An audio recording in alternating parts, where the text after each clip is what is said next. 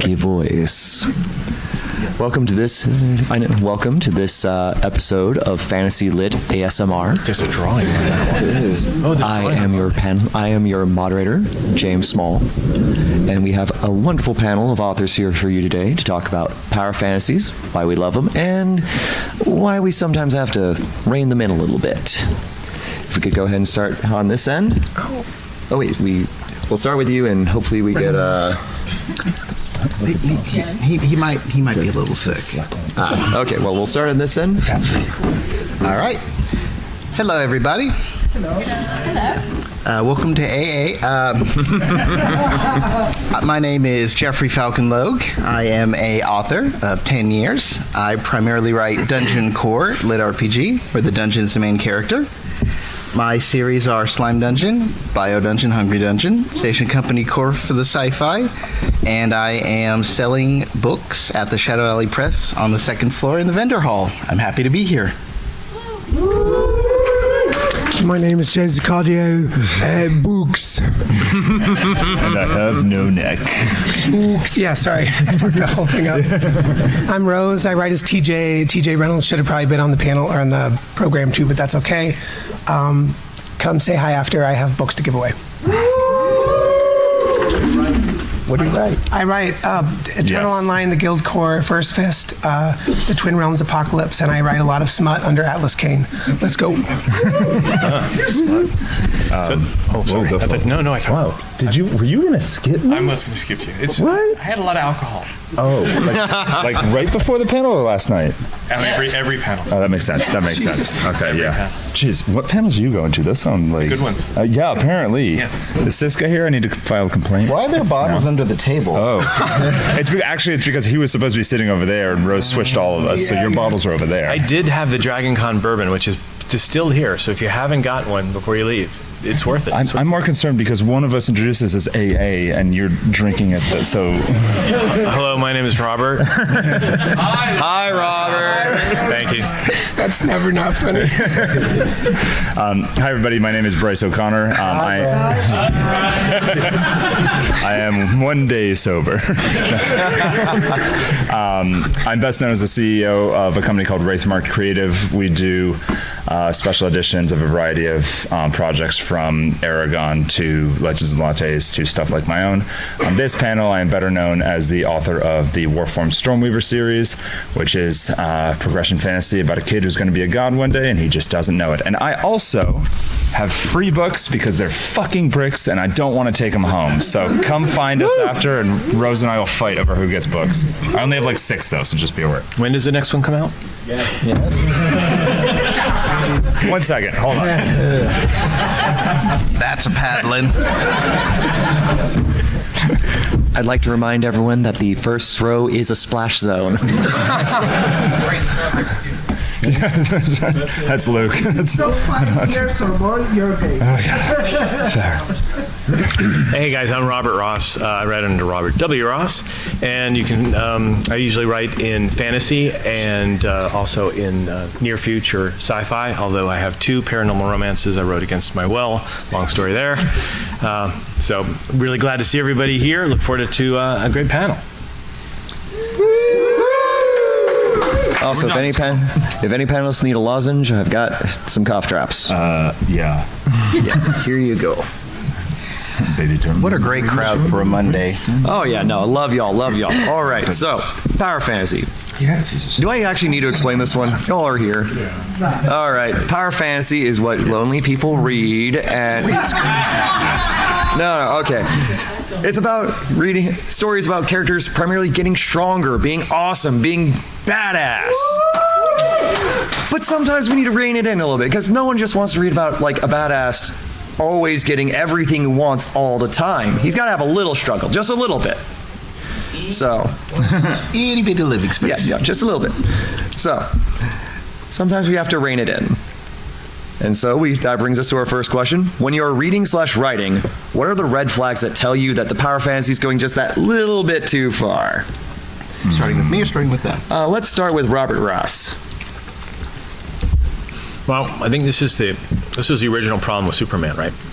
You know, why they came up with kryptonite is that if things are all powerful, then they're all boring. So for me anyway, if I'm writing a scene to resolve a conflict, and it doesn't make me anxious, because in my writing style, I kind of psychotically watch these characters interact and write it down what they do. And I know that sounds insane, but if it seems like they're having too good of a time, too easy of a time, then they know that I have misbalanced the power in this particular interaction. Do you just write down the movie? Is it? Yeah. Like I do the same. I do the same thing. The movie is pretty rich. Yeah, the movie's awesome. You just like sit there and get paid to Director's watch cut it. is so dope. Oh God. So I'm not the only one, I guess. No, but I published a director's cut, which is why. Boom. So what's interesting is you're talking about like being too nice to the characters. I write YA accessible stuff, so I am all about I just like the light and fluffy. Like all of my stuff is I'm trying to be nice to my characters, but as a result of that, where I fail often is a reduction in tension. Like I tend to struggle maintaining tension through a lot of my stuff. And it's something I get a lot of feedback on Patreon and the like. And that to me is where I think I consistently kind of drop the ball as an author, and I should see a lot of improvement on, and where I think my power dynamic has gone too far. It's not even just like, oh, my character is already the god. He's not. He's in high school. But just in his environment, if I'm not maintaining at least some level of that tension, I think I find myself personally struggling to get that balance right. Yeah, power creep, right? I just think it sucks when there's too many free gifts. Ironically, the readers in Lit RPG don't mind. I call it like Lit RPG porn. There's some titles that just get really fun gifts all the time, and then they don't stop getting powers. And oh, you said who did this? I'm like, It's a level up sound. It is a level up sound. Ding. I have the opposite problem where I like to drag my protagonist through the fucking mud because I've watched too much anime and like martial arts movies. So I got shit on this one for having my guy lose so much for the first 20K. But it's about the rise, right? But yeah, I just think if you get a little bit out of balance, you just bring in a bigger god. You guys need therapy. We all do. Yeah. What do you think the writing is for? I'm going to try and write a book that has A therapist is a main character that doesn't have trauma. I'm going to try this next series. It's going to sell awesome. It's going to be accessible. The main character would know. It's going to sell no copies. No, it'll sell better. Maybe. We'll see. End of the book, the therapist retires. That is the progression fantasy. Yes. All right. So it's interesting because Dungeon Core has a very weird relationship with power creep. And it's the reason why it as a subgenre is so difficult to write for people. But it's really interesting playing around with power creep, because Lit RPG, we're like video games. Who here has ever played an RPG or a Souls-like game where you're in one area, you accidentally go to the other too high level area, and then you go back to the correct path and you're overpowered? It's a fun little thing when you're just blowing through everything, right? But it wouldn't be fun if that was the whole game. It wouldn't be fun if that was the whole story. So I would say that power creep is something that, as authors, we have to keep in mind that it's used responsibly, which is already hard enough. But I think that's what makes some of the best stories in our genre. Wonderful, wonderful. And I saw a few people who raised their hands. I know you went right at Firelink Shrine and you saw that skeleton. It did not go well.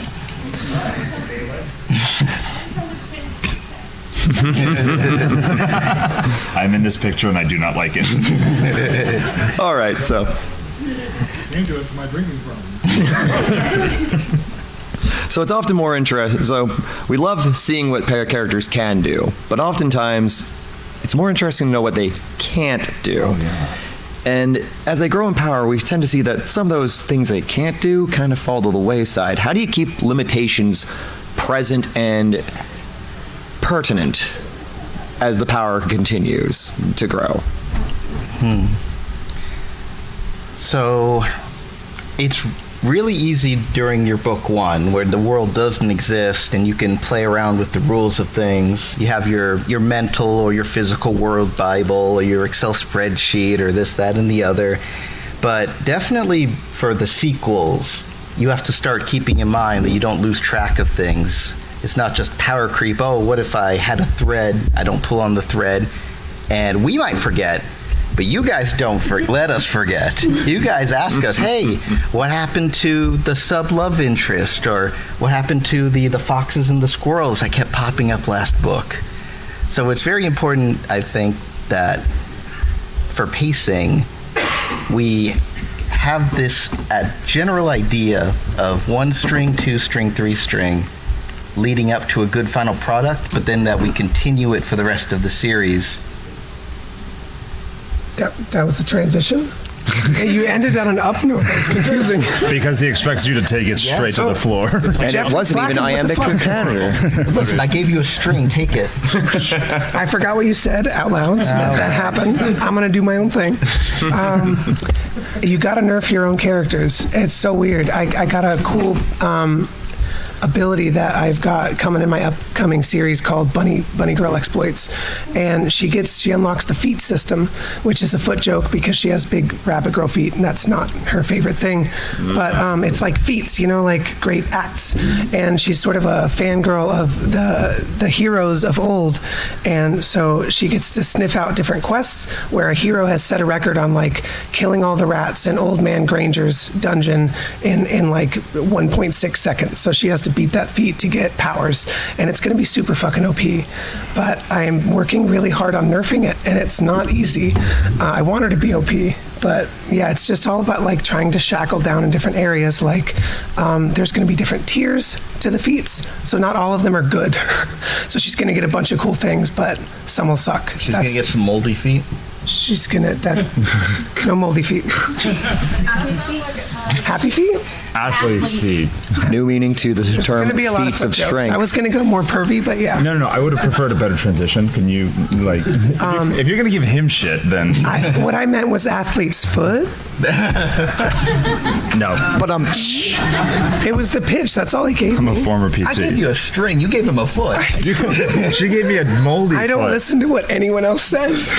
We know. Brain dead. We know, Rose. It's fine. It's fine. you. I'm going to take in a little bit of a different direction. That's a really cool question to think about. Showing the limitations of your characters. Like, we're all here because we really like OP, powerful characters. Sung Jin Woo, we love Cradle. A lot of people here.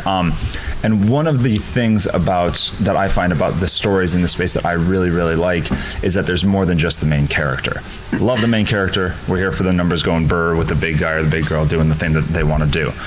But one of the ways that you can really bring in and bring value to side characters, minor characters, alternative main characters, is by having them be able to do the things and support the main character in a way that the main character is weak or is limited. So it makes a flawed main character. So if I have, let's say that you have a very strong main character who is just not really good about maintaining their mental health. This is definitely not a thing in a trauma-riddled space. If you have a side character or romantic interest that is really good at helping them maintain that element of their strength, then not only have you highlighted that limitation of making, hey, my main character is not as much of a Garry Sue or Mary Sue, but you've also added a lot to the story by creating additional characters that have their own value, their own story, their own elements. So I think that keeping an eye on the other characters in the story gives you the opportunity to not only bring your main character down in a really positive way of just like creating someone who's maybe a little bit more accessible and a little bit more, I don't want to say realistic because that's not what we're here for, but just that vibes. Oh, hi. That just vibes a little bit better with kind of the general audience while also elevating some of the other elements of your story that are going to make it really high value. It's very insightful. I'm serious. It was. So I can actually build on that. So how many of you guys read Robert Heinlein? Unfortunately, yes. I love Robert Heinlein. He's problematic as fuck. That's fine. He's a great writer. Continue. He's dead, so whatever he did wrong is over. So Great start. I have a little plaque that says Tanstaffel. Everybody know what Tanstaffel is? There ain't no such thing as a free lunch. Tanstaffel. So I kind of keep that in mind with all my characters. So my primary and secondary characters always have some kind of heroic flaw somewhere along the way. The tertiary characters, like Bryce just mentioned, they tend to be stabilizing elements. They generally don't have some kind of superpower or some kind of, they're more. That's why they're tertiary. They are like stabilizing forces where they find those cracks, and they in some way help fill them. And I can give one example of kind of the limiting factor. So one of the characters was in a situation where someone was about to die and he wanted to heal them, but he didn't have the ability to heal. But he was able to take their wounds upon himself. So he was able to empathically just kind of convert that. So it's self-limiting, right? So if you heal a dead person, well, you're screwed, right? Because you're going to die. So if you heal somebody with a knife wound, you get a knife wound, and then in one place he healed someone with a chronic disease. He healed somebody with diabetes, and he ended up being really. Actually, everybody else has said it. He was really fucked up for a really long time, and all of the stabilizing characters were like, "What are you doing? You got to be doing all this other stuff, and now you've got a chronic condition. Who knows how long that's going to last?" So it's kind of a way of being self-limiting, being mindful of your characters' limitations, and try to keep track of them. Can we just confirm real quick there's no kids in the room? Fuck yeah. All right, cool. All right. Let's actually start with you, Bryce, on this one. Oh, no. So often I see that, that some of this on the words. Sorry. Why is it so often a matter of bloodline / succession? We tend to find that we have this character who seems to start from ignoble beginnings, but then we find out later on they have 4 different magical bloodlines all at once. How does that happen? Okay, so there's so many different ways that I could answer that, especially since I happen to have a character who happens to have a magical bloodline. Call him out. Not exactly, but there's... That was not my intention to call you out. No. Unless your name is Let's do this. Kubo, I was not calling you out. Have you read my stuff? What? Have you read my stuff? No. The correct answer is no. No, so you couldn't have called me out. So we're great. So I think, and I don't mean this in a bad way, because again, I'm one of the people that my main character is oh, you're related to the wealthiest family in the Town? Yeah, let's call it the universe. I can't remember what the name of my universe is right now. Great. So I don't mean this in a critique way so much when I say that it's easy. It's one of the things that is easy because it is comfortable. And this is one of many ways to answer this. But so my big thing when people are asking me hey, how do I write a winning story? I'm a big fan of not being here's what you do, da-da-da-da-da. But the one thing I'm comfortable saying is, take the thing that everyone is really comfortable with, find that perfect shower temperature, and then just do that. And just create the thing that you want to engage with, but that has that little bit of unique element. And one of these things, kind of the family bloodline or whatever it is one of those elements that people are comfortable with. How many people here have read a story with a magical bloodline? Sometimes it shows up later. Yeah, okay. Oh, thank you. Yeah, Who wants to be the sorcerer versus the wizard? Yeah. Who's read King Arthur? There you go. And that's kind of what I mean is especially if you can use, there's a lot of elements that are reused in a positive way. If your story is nothing but reused elements, it's a problem. I would know. But it can be one of those things that is quite easy to put in a comfortable way and then deviate in your own way. Maybe they don't want to talk to the family, maybe this, maybe that, but it's comfortable, and sometimes that can be a good thing. Well, where do we go now? Rose, how about you go next on that one? Shit. Moldy foot. So why bloodlines? Because they're cool. Yeah, I would say I've used things like that too, and it's sort of like with power fantasy. When I'm outlining this next project of mine, I'm calling it the coziest power fantasy you've ever read. Nice. But there's different channels of conduits of power, right? Bloodline can be one, or class, or occupation, or etc. So it's just adding one more thread or possible avenue of gaining power. I'm just going to mention my pet peeve is when the bloodline gets unlocked when he's getting his ass kicked. You got to not quite do sex machina the whole thing. You should at least have him like feel something earlier and be like, "What is the strength?" Right? And then later when he's getting his ass kicked, he's like, "I must grab it," and then he does the thing and kicks it with his ass. Could you stop looking in this direction? I'm looking at Bryce's feet. You looked right They're at looking it. moldy. The moldy feet. I was a swimmer. That was a problem. I was looking at my hand of power. I don't know. I do want to make clear, I do not think magical bloodlines are bad. No, I'm we just know going with that. like, Hey, you They're called dope. me out. I called you out. nope, turn out We fair all play. came We from love it power here. fantasy. We love it here. You want to answer? But yeah. No, go ahead. So, bloodlines is it's an interesting thing because as a concept, it comes from the traditional thinking of kings and royalty, emperors, we pass down our royal or our divine blood, except oftentimes like hemophilia or something that they were passing down.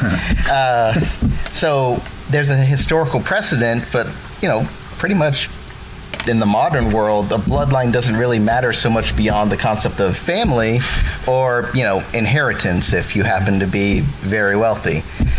But in books, we can play around with that. We can pass down magic, we can pass down knowledge, we can pass down history just from the bloodline. So it's like you said earlier, Bryce, it's easy because it's familiar. It's a concept that we don't have to work so hard to explain to the audience. But it's also fun to mix it up a good bit, not just the bloodline. Like you were saying, Rose, like how do you unlock it? Or how do you evolve it in some stories? That can be fun. That meme of like the Chad sorcerer getting his magical inheritance versus like the Virgil wizard who has to study to be able to use magic in Dungeons and Dragons.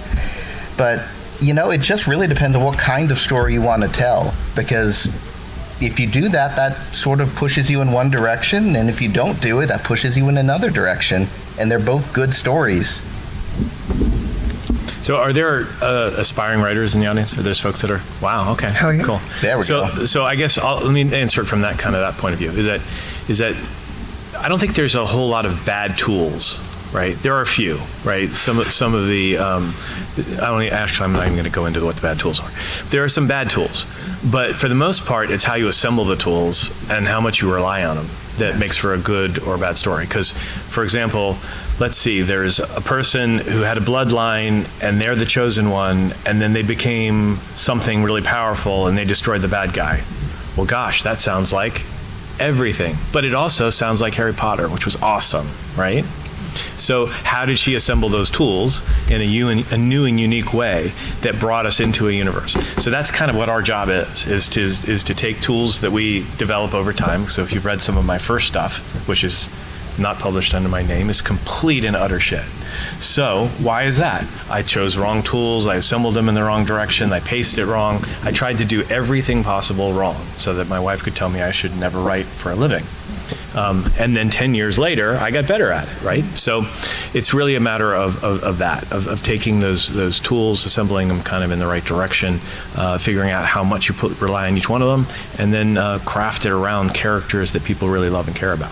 I'm going to use that phrase at some point, is that there's very few wrong tools, because I think it's a thing that a lot of writers fall into, is like they want to go in and they want to be like, my thing needs to be completely original, like it has to be like fresh and all this stuff. And sometimes that works really well, like on occasion, but it can also set yourself up for failure a little bit. But like, so I told Matt Dinneman at Gen Con, I was like, Matt's series is the first series that I DNF'd because it was too good.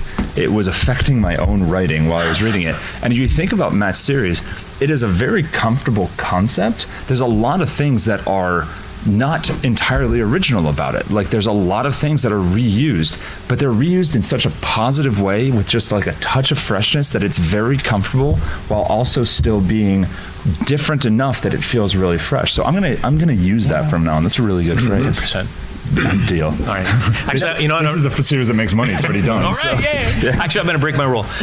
There is one tool you don't use because I actually got somebody. I didn't do it, but somebody was like, "Don't do this," and I was like, "What is that?" So, do you guys? Does anybody know what fridging is? Oh Yeah. Okay, don't do that. Yeah. What is it? What is it? Oh, yeah. Okay. All right, so fridging is a misogynistic tool by which the male person generates or gets their quickening by a female character who's always weak and pathetic being saved by him or by being murdered. So where it came from is that this character opens the fridge and her head's in there, and he's like, "Ah!" So, I mean, don't do that. It was a superhero. It was like That would be Kyle Rayner, Green Lantern, Yeah. specifically. Kyle Rayner, Green Lantern. When she was a Black Lantern, she was still inside the fridge. no. I don't know if that's amazing or horrible. So there's a bad tool, right? Yeah. So just avoid that one. So to give a good analogy, because this made me think of this with you guys talking, like it's a difference between a person creating like a custom-made cabinet or going to IKEA to buy a build-it-yourself cabinet. But you can make some good furniture no matter what. But you can also really screw it up with either one if you don't know what you're doing. Yeah. Good tools, bad tools. No, excellent. Thank y'all. And I think for my last question for y'all, and we'll start with Rose on this one.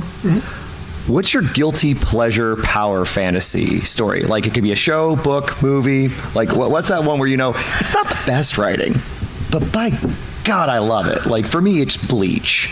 And I will apologize for everything in Bleach. Manga or anime? Yes. I went with the manga. Oh, that's better. If we're gonna go in that route, I would say Jujutsu Kaisen's the shit. I don't think it's quite power fantasy in a way, but everyone's pretty much OP, so it's really fun to watch. If you haven't seen it, it's fucking S tier. But I mean, I also like the. If you go true OP, I like to make fun of the thing that you're doing. So One Punch has a great concept. Because then suddenly you're like, oh no, we have to do characterization. We have to do like actual story, because otherwise it's over and you're like, episode end. Has anybody not like watched or read One Punch Man? Like, no. Fantastic. What the hell, man? That's a good group. I said not. Yeah. Yes, One Punch Man is just one of those stories that is. It does the OP right, but he's so OP, he's not really part of everybody else's story. No. He's sort of his own story, and everybody else just happens to be there. I think the best way I've heard it explained is, if you're familiar with Dragon Ball, One Punch Man is just like Dragon Ball. Everyone's waiting for Goku to show up to beat the bad guy, except they don't know Goku exists. They all think they're the Goku until Saitama shows up. Yeah. I also love his training montage. That's my favorite part. He's like, I did 20 push-ups, or I don't know what the number is. 100 push-ups, 100 sit-ups, 100 squats, and a 10-kilometer run every day. And Genos is like, that's just a regular exercise routine. Exactly. Guilty pleasures? Oh my God. So first of all, I want to clarify, I don't think One Punch Man is a guilty pleasure. Okay, good, because we're going to fight after this. I think it's genuinely With one brilliant. punch. I think Power Fantasy's good, so I'm not guilty about any of it. I am a little guilty about this one. A friend of mine just hand-bound an omnibus of the first 6 volumes of Solo Leveling. And Solo Leveling... let me first by saying that Solo Leveling is probably my favorite manhwa and probably my favorite anime, and so I feel very comfortable saying it's not very well written. It's a picture of the horse with like the really good start, and then like it's like. But you know what? I'm okay with it. I'm okay with it all the way through. I followed it. It's just the whole thing is like I can't remember a single female character's name. I can't remember I know They're all in the fridge. There's Sung Jin Woo and the Ant King. Like that's it. That's all I got. I think she was blonde. Yeah, one of them was. And she likes sniffing people. Yeah. Oh yeah. God damn it. Oh no. That's the clip right there. It failed the vibe check. Oh, damn it.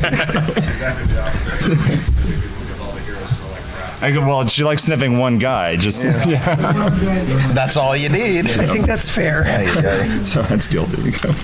Save me, Robert. Mine's pretty obscure. So it's really the only, and I'll get myself canceled. It's the only lit RPG book I really enjoyed, and it was the main character was fuck y'all. Can we repeat that? Fuck y'all. Okay. His name was Fuck Y'all, and the book was written by a Russian. In fact, it's why RPG is lit RPG as opposed to RPG the other way. It's because of Russian Cyrillic. But anyway, it's called Alterworld. Anyone read that? Yep. Okay. That's one of those original ones right there. Is that the faces on the cover? Yep, That's yep. Yeah, I do. I remember. That is like one of the original lit RPGs. Yeah, that's like old school. You're not canceled. You're just the old magics. Okay, I'm just old and decrepit. Yeah, that was like a low-key flex. Back to You're like, the by the way, I know where your genre started. And you're like, oh, shit. Do not cite the old magics of me, which I was there when they were written. And published.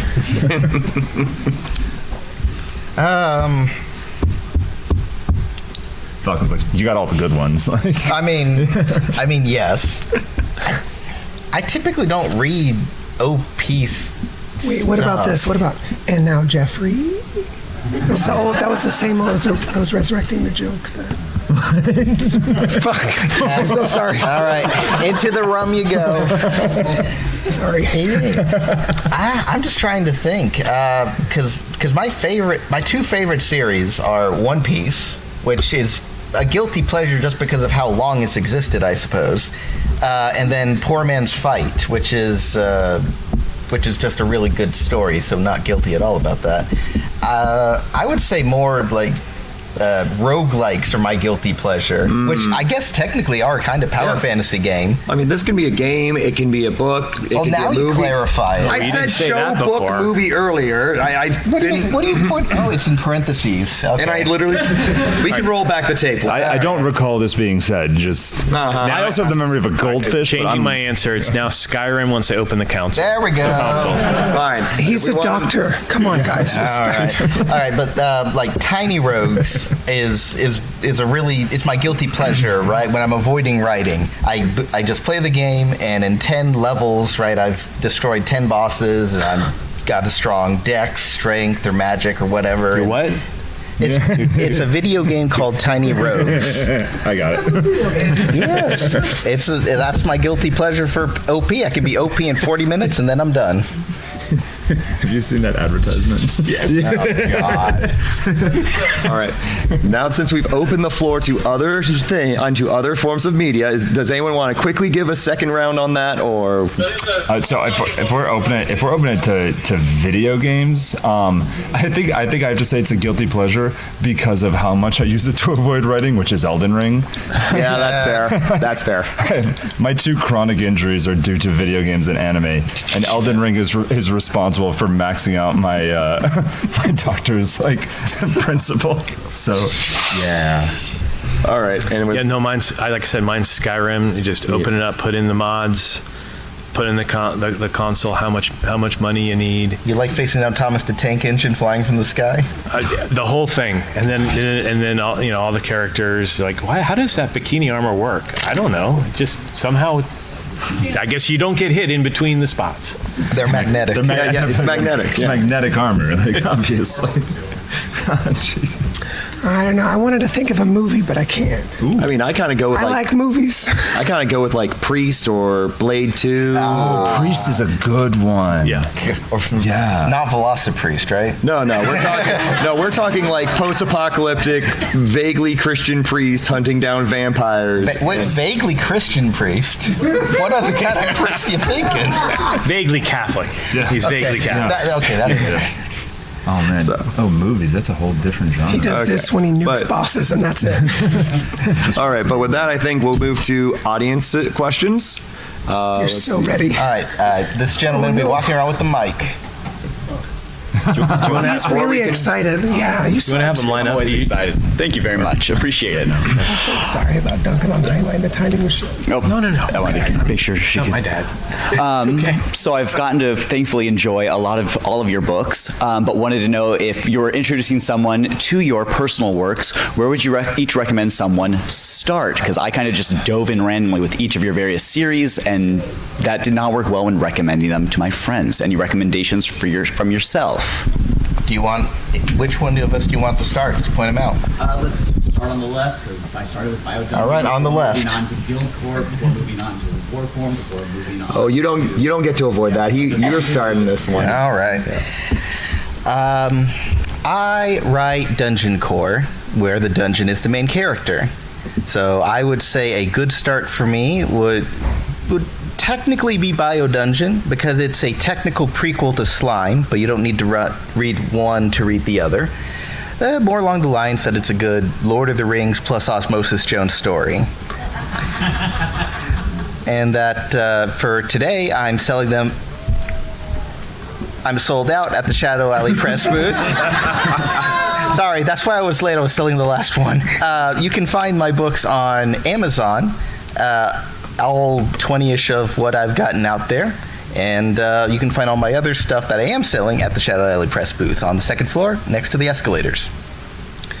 I always just ask the person some questions. If their gender, I pitch Eternal Online or my smut to most women because that's their preferred readership sometimes.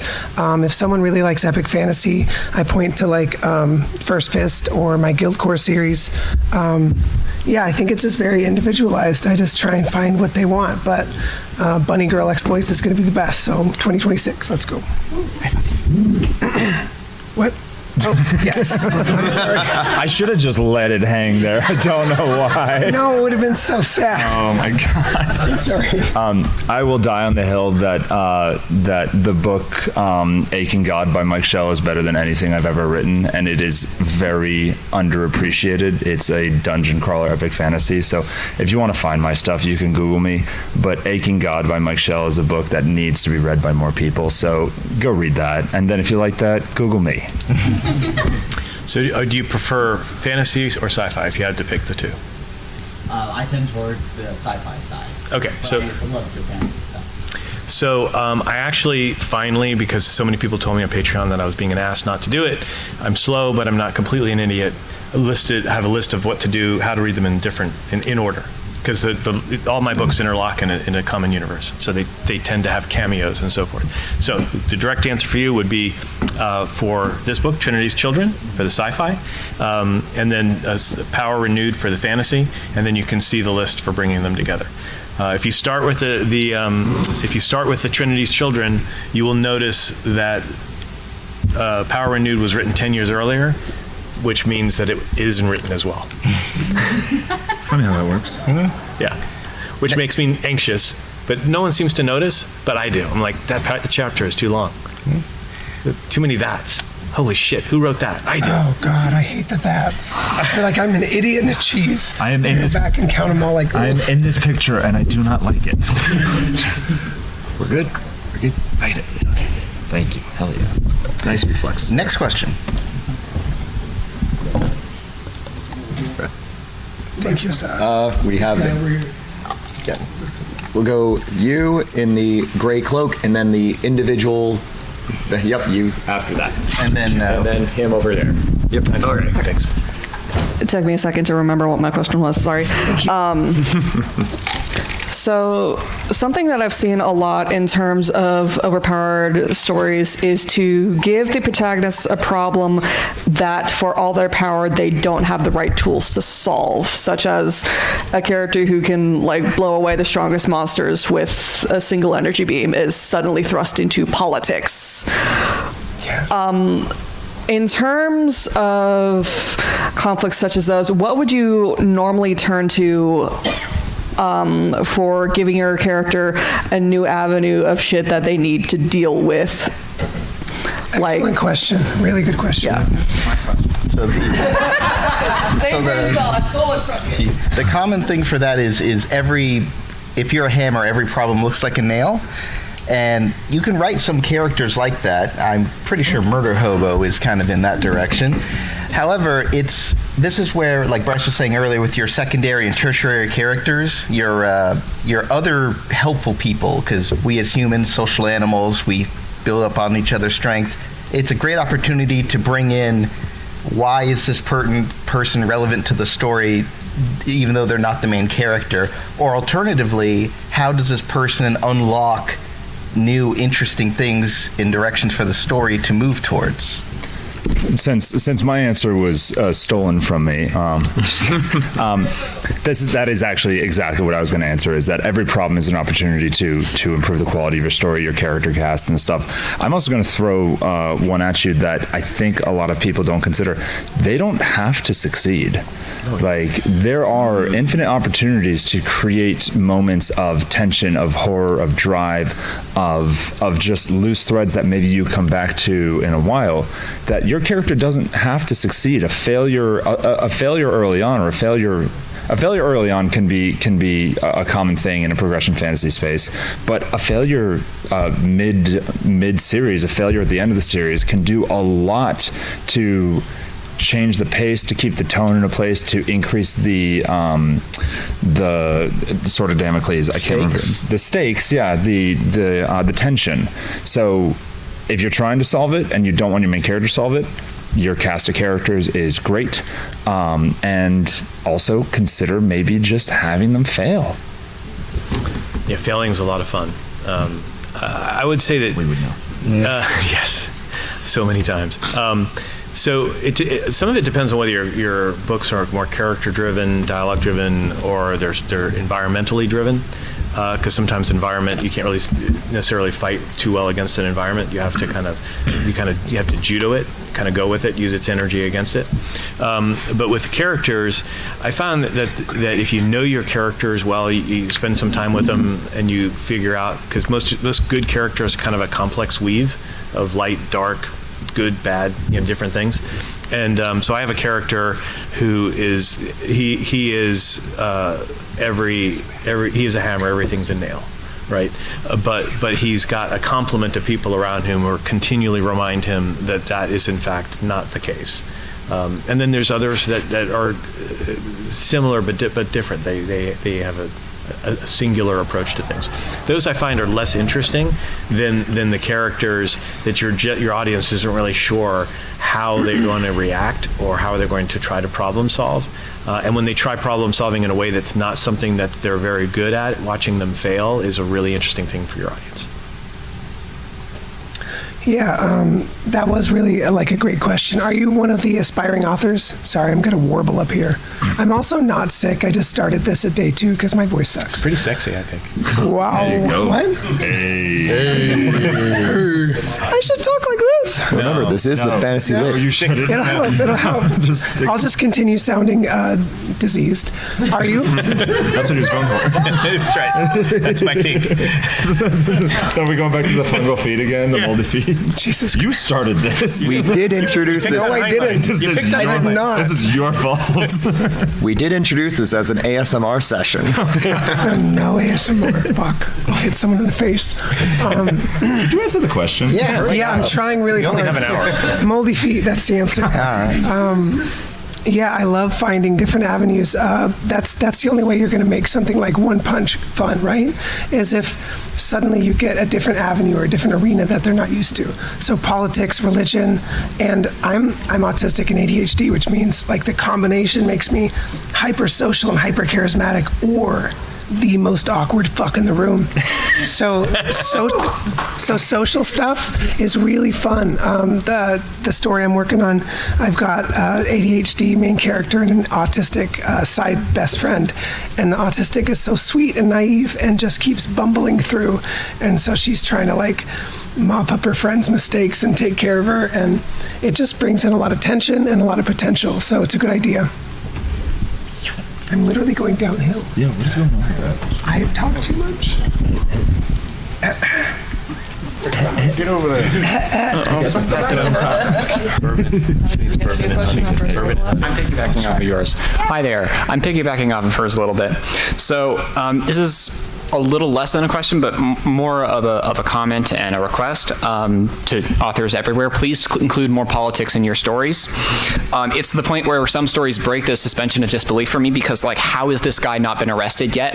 You cannot just go and destroy like 5 dungeons nearby this giant metropolis and not expect to get arrested for it. You scared me for a minute. So you're not talking about politics. You're talking about like governance, like the And world. Well, yeah, but also like Because the last thing we need is more politics. I mean social consequences for actions, if that makes sense. And to Bryce's Stormweaver series, I actually really like how that bloodline thing is going because it's going in the politics direction. So, yeah. If you think about it, completely destroying a dungeon would absolutely fuck up the local economy and thus fuck up the local government. Nope. Third next question's over there. What? The man with the Opie shirt. We've got. You need to get your steps in. I think that was that a shot at Chris? He and I share a hat. It's fine. That's fair. All right. Alrighty then. Oops, sorry. Projecting a little too much there. So supposition. You got a character who's basically all their stats are completely maxed out because they're essentially like, immortal and things of that nature.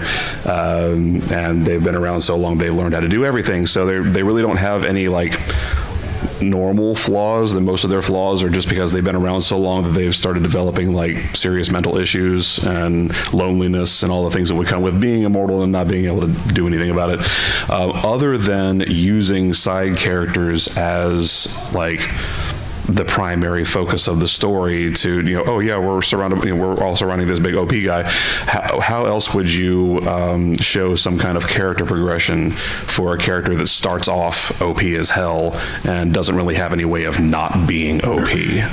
You're gonna have to repeat that question because I was busy thinking about how if you work on that voice, you could definitely be like the book boyfriend, like of a two, like a romantasy, like the second one. It's a voice for radio. Yeah, you were projecting. And I was like, how do we get this guy into voice acting? I have a background in music, so fantastic. Yeah, in actuality, you got to repeat the question. No, you got me. I got you. Right. So he said that character, max stats, and lived a long time. And how do you use this OP character to make a story interesting without using side characters? Oh, no idea. I haven't gotten there yet. So cool. So there are 2 perspectives on that. The first perspective is it's very rare because it's hard to do, but there are a few stories that work from the God perspective. And oftentimes, either the character is so powerful that they can't exist in the world, and the story revolves around the characters that they're interested in. So it's almost like the reader looking at the God, looking at, the normal things on the planet. But that's a difficult kind of story to write because the pacing can really just kill the vibe. Things either go too slow or because they're OP, there's, where do you find the tension in such a thing? You have to find it in the second looking glass. You're already looking through one, so now you have to look through the second. The other side of things is that once you have a character like that, you're not really doing a human character anymore. You're sort of moving into the inhuman character. Because if a person doesn't fear any consequences and they don't have any, emotional connections to anything, they aren't really human anymore. So you can have it like regaining human connections or exploring, creation fantasies. We'll add an ad hoc to that. He's not human in the first place. So is this a character that you're trying to develop? Yeah, I've been writing this for like the past 15 years. So there's a couple of examples. I mean, there's Dr. Manhattan, right? But he doesn't really, if you think of him post-transformation, right? I think Brandon Sanderson did a good job with his Lord Ruler, right? So those are 2 examples. I think, is this your first book? Technically, no, but this is like my first novel. Yeah, so you're starting on an advanced setting, right? So because it's really hard because generally speaking, you either have to have a cadre of people that the conflict is to destroy this person, right?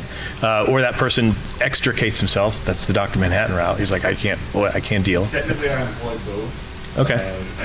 He basically does the whole cycle of, okay, I'm here now, I'm going to conquer the world. Oh, I'm bored now, I'm going to go back to sleep. And he's been doing this over and over again for a very, very long time. And Right. he sleeps long enough to where when he comes back, nobody remembers who he is and his thinking.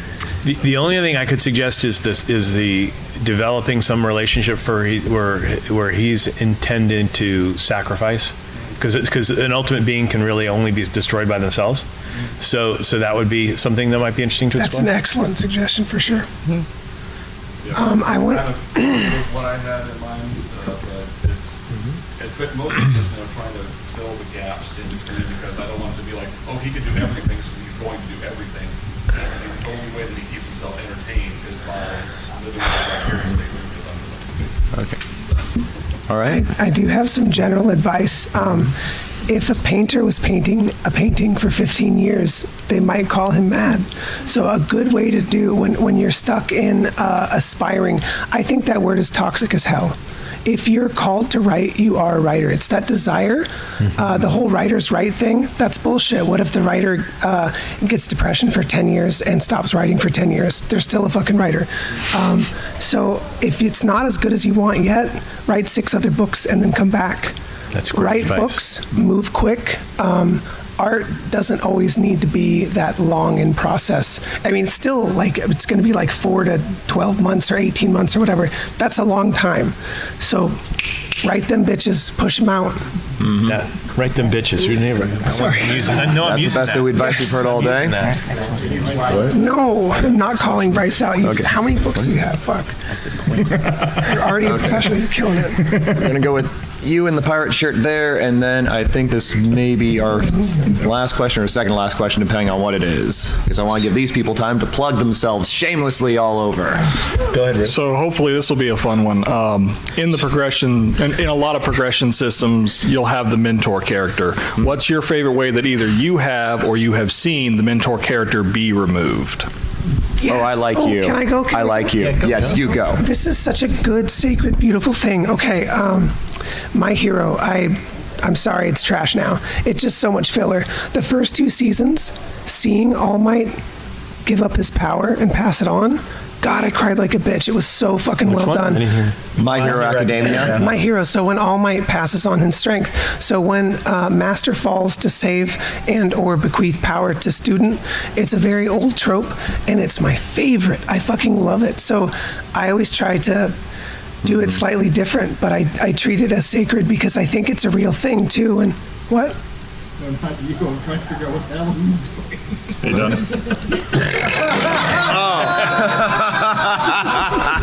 That's less funny. No, I literally love that show, and I haven't finished after the first My 2 Hero? seasons. Yeah. So No. The first 2 seasons is what I was talking about. Spoilers, no okay. spoilers. No. That was She's it. only- I was just talking about the passing of the I thought you were going to tell me like All Might dies at the end. I was going to No. Oh, no. Do not go there. The spoilers for the first episode of My Hero, okay, apparently. well, yes. That's all. And I'll chase it further. Small Might becomes one of the most complex characters in the whole series. He's the reason that he's so good, right? Small Might. It's him, but like scrawny and frail. Watch the fucking show. I read the whole thing. He's called Small Might. All right. That's his name because he gets littler. Anyway, thank you for bringing up like one of my favorite tropes. I think it should just be treated with respect. And the only time I don't like it is when it's really like, like you can have my student, but only after me. And then they step in the way and do the one fight. And it's just shall not pass. kind of, yeah. But yeah, I love it. So thanks for the question. So I think I love the fact that people say tropes should never be used, and I think that's bullshit. So I think tropes are like salt. You should use it, but you need to use it delicately and carefully, and just where it's needed. I love that trope too. Yeah. If my beta readers don't tell me they shed a tear when I use that trope, I've written it wrong. Yes. And I go back. So in my first book there was that, because what you have is someone. It gets back to what I mentioned before, is that if you can only empower your successor at the cost of yourself, A, Tanstaffel, right, and B, it's an amazing opportunity as an author for you to delve into all the broken bits a lot of us have. Absolutely. Parent issues, mom issues, dad issues, sister, brother, whatever, where family more than anyone else sacrifices for each other. So being able to model that kind of sacrificial love, that agape love, is something that is a powerful part, I think, in all of our souls. Okay, and if we could get that, get the answers from Jeffrey and Bryce real quick, and then we're going to... Okay, then let's go to the shameless plugging. Oh, no, wait, one more question. One more? You pointed. We don't need to plug that much. Okay, Look us up. You then. Google it. We got 6 minutes. Go me. Okay, I'm just want to make sure you all get time to, you know. Okay. These lovely people came here on a Monday. So you mentioned tropes earlier, and wanted to know, like, a lot of writers sometimes will level up their characters. They get a little cocky during the story. What, if not in your own work, but in other people's work as well, what would be the best trope that you've seen to lower them down a peg, whether emotionally or physically? Have them fail. Again, like, it's like if you have a character who is just winning again and again and again and again, it's gonna get fucking boring. Yep. Like, I don't care how good your character is. And you know what? I hate it when people say absolutes. There's exceptions to that. I haven't read them yet. I guarantee that there's a book out there that the character, One Punch Man is the exception. He wins again and again and again. But on the whole, have them fail, and you're going to maintain tension throughout the story, and you're going to maintain an interesting character who doesn't develop that overinflated sense of ego unless you want them to. And have them fail in a way that hurts you as a writer. Yeah. If it hurts you, you're going to write it really well. Another way to do failure that's interesting is if you're trying to, like, beat a boss and you accidentally kill half a city in the process, that's the consequences, and then suddenly they're going to realize that that's still not a win. Yeah. Right? So there's lots of ways for them to still be on their hero's path and then look back and go, oh my God, I really fucked up. And then suddenly they've got doubt, they've got character growth, they've got those sorts of things going on, and it works really well. Wait, you mean the Power Rangers destroying half of Angel Grove every episode isn't a win? Yeah. There we go. I would say for the end that it's also fun to sort of to undermine the sort of strength system you've set up. Like, for instance, if you have a very crunchy lit RPG, like, the characters believe in the numbers that they're aware of, but then, you know, having something that is incalculable, right, that they can't help but fail because it's not the numbers, right, it's something else, it's the mental aspect, or it's, you know, just by laws of physics it can't be there in time. Playing around with you cannot do everything because you cannot be everything, I think, is a great way to have. All right. Now shameless self-plugs, or now is that okay with y'all? All right. Well, let's start down with Robert and move our way back to here. All right, well, I've got 2 books here. If you asked a question, you can beat each other up to come up here. I'll tell you which one you can pick it. We also have signed name tags in case anyone actually cares. You're welcome to that. You can find me at robertwross.com or at my publisher, which is spartamac.com. And I have a booth in the Mart that's going to be open for about another 3 hours. You could always go there. But yeah, and if anybody picks one of these books and wants the second book and they email it to me, I can give you an audio book. My narrator is Nick Podell, who did Name of the Wind. Yeah. He's just the bomb. He's a small name narrator. He's just amazing. And in each book, I torture him one time. So if you want to chat after the panel, I'll tell you which one that is. I also have Nick for one of my series. I didn't know that. That's awesome. Yeah, he mentioned you. Oh, oh God, I'm so sorry. I know. It was not in a good way. Oh, this is my shocked face. No, he likes you a lot. Again, my name is Bryce O'Connor. The best place to find me is rwarformed on Reddit. Unfortunately, our company is at a point now that I can't answer individual emails or the like, so if you want to chat with me, I am user Bryce O'Connor on Reddit, and I will at some point get back to you. It might be a day, it might be a long time. I wrote you last November. And I ignored you. There's a difference. Yeah, I'm author TJ Reynolds and Atlas Kane. You can find me on Amazon. I'm on Discord too, but I just probably won't answer. Pings scare me. I get so much that sound effect freaks me out. I can't do it. I love Discord, but it's terrifying. Thanks for being a great audience. There we go. Woo! And like I said earlier, I'm Jeffrey Falcon Lowe. I'm selling my Slime Dungeon series and my Hungry Dungeon series at the Shadow Alley Press booth on the second floor. And all of my stuff is on Amazon as well. You can find me on Facebook and Discord. And thank you. This has been a really great Monday crowd. So good clap for you guys. Yeah. You've been great. Applause for y'all. Applause for our wonderful panelists. And we have a couple of books to give away.